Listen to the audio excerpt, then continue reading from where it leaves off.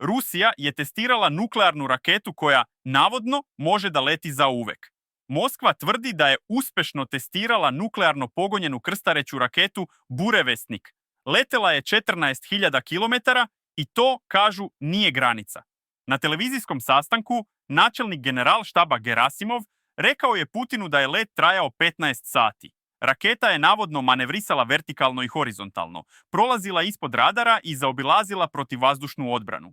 Projekat je prvi put najavljen 2018. i ima kodno ime Skyfall.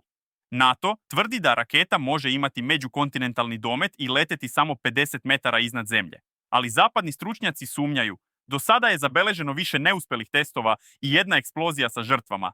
Nezavisni analitičari veruju da raketa još nije spremna za upotrebu i da je sve prepolitički signal nego vojni uspeh. Raketa koja može da obiđe zemlju i nikada ne sleti. Novi ruski mit o moći, dok Putin traži način da pokaže snagu svetu. Da li je Burevestnik stvarna pretnja ili samo hollywoodska propaganda u uniformi? Napiši u komentarima šta misliš.